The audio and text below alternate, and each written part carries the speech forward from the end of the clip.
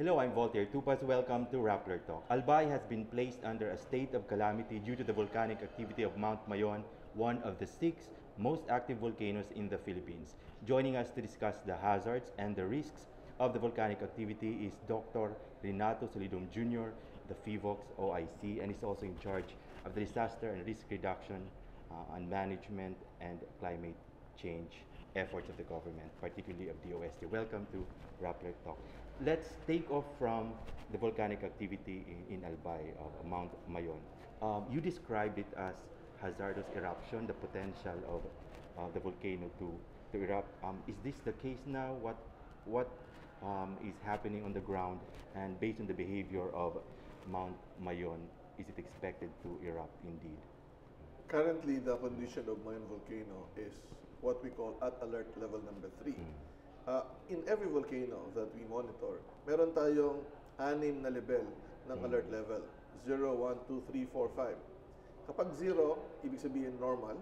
Kapag 5, hazardous eruption ongoing. Ano ba yung hazardous? May matayog na pag-itsa. There's an eruption column with ash and rocks being thrown out. And then suddenly this would collapse and roll down the slopes at speeds of more than 80 kilometers per hour to generate what we call pyroclastic flows. Now, in alert level 1, there would be minor earthquakes, sometimes other unusual data increase above normal, but we are not sure yet whether there's magma involved or just fault moving to generate earthquake. If we raise it to alert level 2, then we are definite that magma is involved, but this may or may not lead to a magmatic eruption, meaning magma or new materials will come out. If we raise it to alert level 3, increasing level of unrest, then it is possible that a hazardous eruption may occur within the next several weeks or days. If it's alert level 4, then the hazardous eruption is possible within days or within hours. So at this current activity of Mayon at alert level 3, what is happening is this. It is already erupting. There's a magmatic eruption, meaning new materials are coming out, but not explosively. Lava is just oozing out of the crater slowly. However, because of the steep summit of the volcano, matarik to, and as the lava would flow, parts of it will get detached, either at the front of the lava or on the side or near the top. And the boulders would roll down the slope, get pulverized, and also would whip up the fine ashes on the river channels that it passes through. So an ash cloud will be generated, and this would cause the ashfall in villages near it. And because of the prevailing wind direction, the areas in Kamalig and Albay are affected by the ashfall. So in other words, ito yung mga risks na inaasahan ng publiko in the current situation.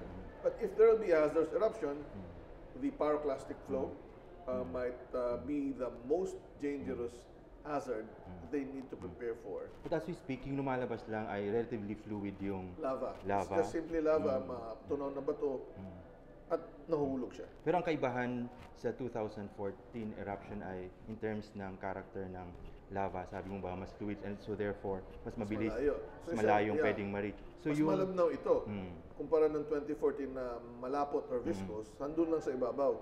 Pero ito, malayo na mahigit 2 kilometro na siguro ang inaabot. In other words, sa part ng Mayon, usually ang naiulat ay sa may southern flanks ng volcano. Is this the case at this point? At anong mga dapat na areas ang maging handa para ma-minimize yung impact sa populasyon? Since the 1960s and succeeding eruptions, ang preferential areas where the volcanic deposit will go would be on the southern side.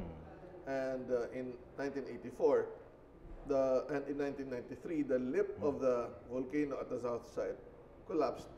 And in 1984, the gully emanating from it was eroded by pyroclastic flow. So that is why it's preferentially on the south side.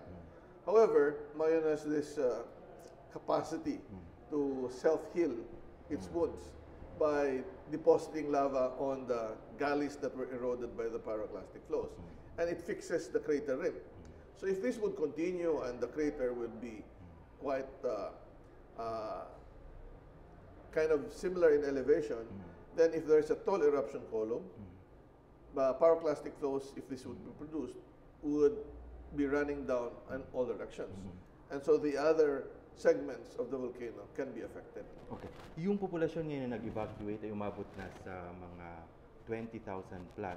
In other words, beyond yung hazard zones na declare na before na hindi livable, ibig sabihin mas malawak yung reach ng potential impact ng volcano.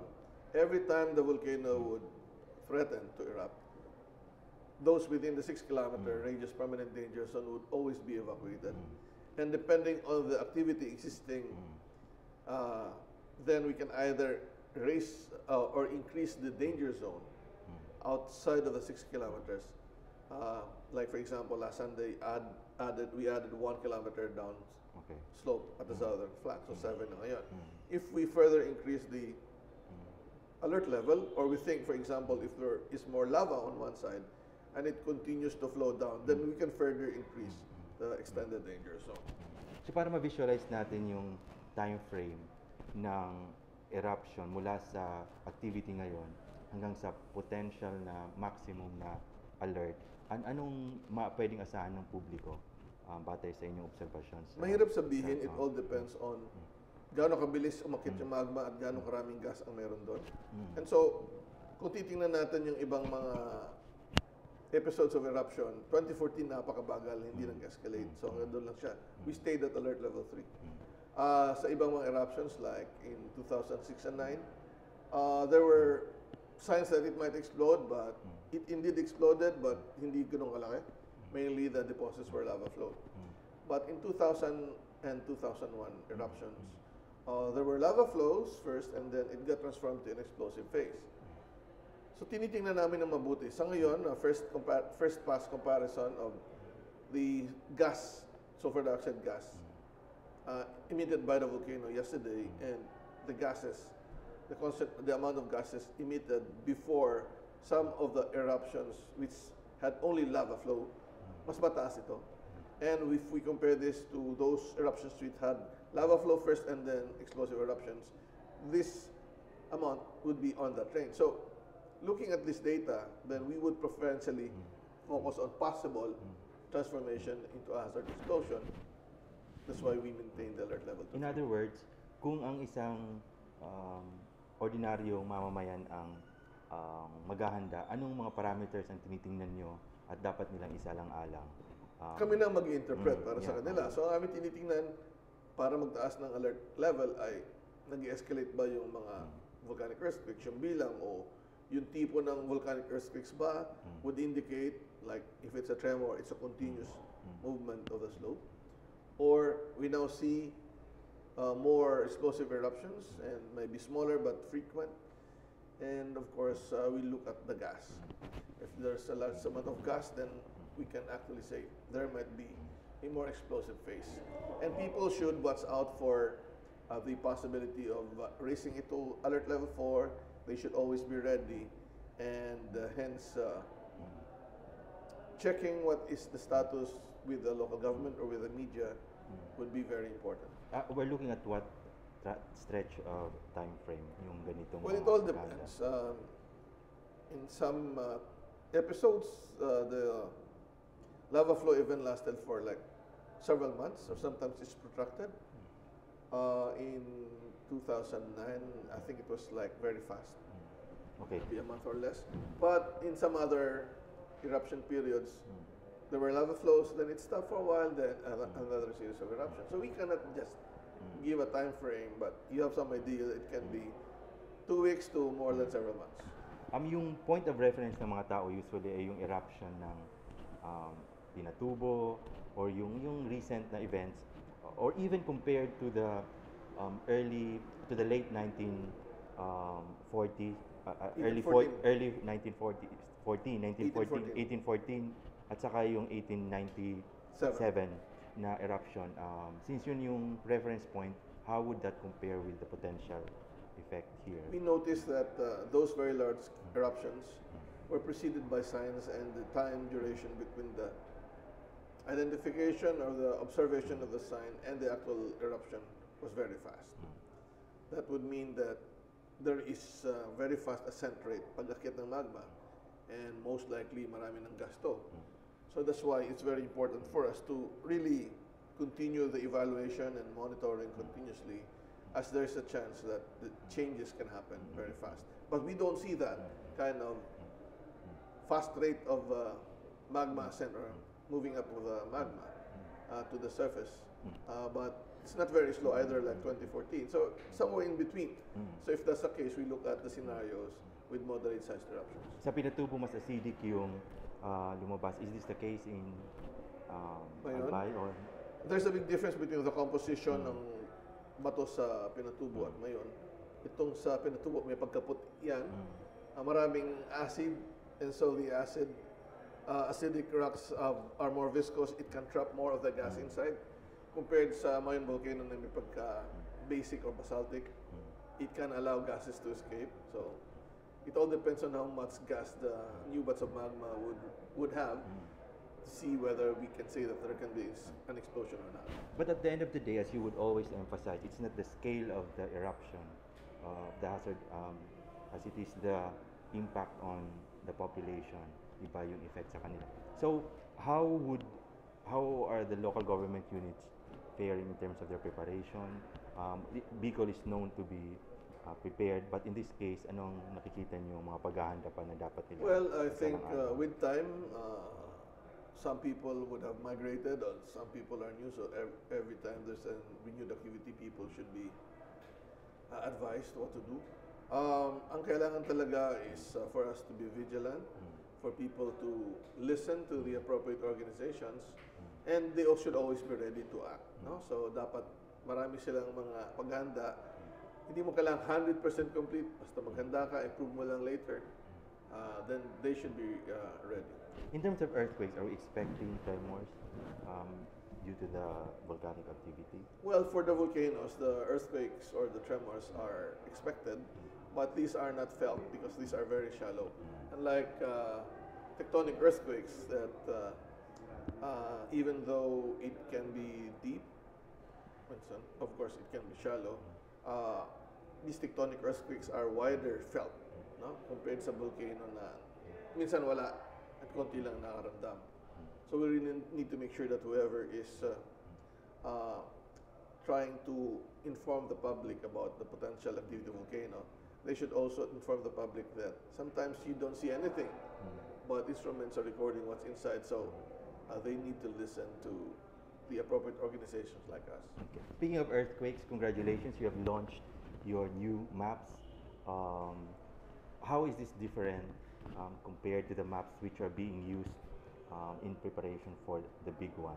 The new models you're the using maps that now. we have produced before were maps that would portray the different hazards. So the maps that we prepared before were like the active faults, the ground shaking intensity, the liquefaction susceptibility of the area, the potential landslides, or even tsunami. In this case, though, the deterministic maps that we have produced would tell us which areas will be affected in case a particular fault will move. For these maps, we have considered almost all the earthquake sources that would have an influence on the ground for a given locality. And we took in the different contributions of these sources to provide a probabilistic seismic hazards assessment. And this would be very useful for design of buildings and structures, also for inspection of buildings and structures to see if this would still fit within the expected ground shaking here. Even the insurance industry would be able to use it by looking at what expected shaking do we see versus the ground acceleration that engineers or the owners use to construct their buildings. So there are many things. But most importantly, the LGUs, dahil malaki yung power nga nila over yung buildings, yung pag-provide ng permits, etc. down the line. So how will this be cascaded? Because usually, marami na tayong instruments at the national level, sophisticated na rin yung mga tools, pero on the ground, usually yun ang problema in terms of implementation, using these tools. How do you envision yung implementation sa ground? Essentially, the Philippine Earthquake Model Atlas, which consists of several maps pertaining to ground acceleration, how the shaking will be for a given site. need to be shared and better explained. And that's why in the atlas that we have developed, there's an explanation in front, but we want to put this into our website where they can download the map. And also, we have consulted with many of the stakeholders, insurance industry, the engineers from different academy, even the local governments. So at least in that kind of setting where we formally launched the Atlas, the specific stakeholders that would use the maps were there. But to expand it to other areas, we are looking at the web for us to distribute it to more people. So this will be uploaded on the web. It will be uploaded. But in terms of training and capacity building, will they be trained to use this? Because Well, sometimes it's they have very to- easy. Yeah, it's just like there's an explanation in front of the atlas, and this would actually allow more people to have the knowledge or the way to evaluate the design of the building, other than waiting for someone to give it to you. But this is an update in terms of of, uh, of the content ng map. But relative to the policies that are existing, favorable ba yung policy environment for this to be used? Or kailangan ba ng policy support pa para maging may force siya ng batas or ng polisiya? Hindi naman. Hindi naman kailangan. As long as you explain the importance of the map and they find the need to use it, then this will be used. And finally, it's 2018. 2017 has been a tough year as far as DRR is concerned. Before we ended the year, and even as we entered the year, may Vinta, may Orduha. How would you assess the performance of NDRMC or your immediate agency in terms of preparation and moving forward? What else should be done? For what event? For Vinta or Orduha, kasi yun yung latest. Yeah. Yung last one. Were you disappointed that it happened, yung casualty? Well, we are prepared for it. We have evaluated what will happen. We have met many times prior to the entry into the Philippine Area of Responsibility. We have many information. But I think what is needed is at the lower level, at the community level, is honest to goodness evacuation planning and actual drill in terms of flood or even landslide. Was that the problem during Orduha and Vinta? That's why Yeah. it happened? Yeah, I think so. Because we have shared to the DLG and the OCD, they have shared it further down. That there can be certain areas to be flooded and to be affected by landslide. What needs to be done would be for the community to really prepare an evacuation plan for hazards that they are frequently visited with, like earthquake, flood, storm surges, strong wind, okay, and essentially have those communities in areas to link with one another. The other thing that we wanted to really realize is that when you want to evacuate people, or when people in the areas to be threatened by either a flood or landslide need to be relocated, they should relocate as soon as possible and not wait for the nearness of the event to happen. Correct. And so we need to make sure that people understand the protocol for evacuation. We have to ask, when do you actually evacuate? In Metro Manila, for example, if it's a flat area and there are so many gauges or rain gauges or water level gauges that are available, then you can wait for the time where the flood or the water is near breaching, then you evacuate because it's flat and you have time. But if you're in a mountainous area where landslides can happen, and if you're in a valley where the rivers would flow, but this is related to a very rough topography, if you wait for the water to overflow based on the actual monitoring, real-time monitoring, you got the information, but you don't have the chance yet to evacuate. So it is important for the local government to realize and decide when to evacuate, because there are forecast information, At saka, not simply showing you what's happening in the water. having observed the operations at the NDRMC, clearly umabot na kayo sa point na near real time, na in fact specific yung napaka-specific yung area na tinitingnan ninyo. At saka yung specific actions. So this 2018, to wrap this up, anong goal nyo to achieve zero casualty at least? Anong pinaka-crucial na ingredient para... I have asked the DILG about the possibility of having all communities do an evacuation planning and drill. Because even if you have information, Correct. if your timing is off, you get affected, or the methodologies used are not that correct, you get affected. It's important for the community preparedness to really come into the picture, because they will be the ones controlling their action and obviously their destiny, if they're still okay or not after a major event. We have to balance forecast information and near real-time information. It is dependent on which one to favor during certain decision making. If it's like a rural area, you also consider the forecast, not only the real time. Because if you evacuate while using the real time data, the evacuation area might not be that appropriate. And you see that happening as far as the Mayon Volcano is concerned in terms of preparation. Well, in With terms of evacuation. preparation, they have a procedure. So for most of the part, that is followed. Yeah, and they need to be reminded again. Okay, thank you very much for joining us. We've been talking to Dr. Renato Solidum Jr., OIC of FIVOX. Thank you for joining us. I'm Voltaire Tupas.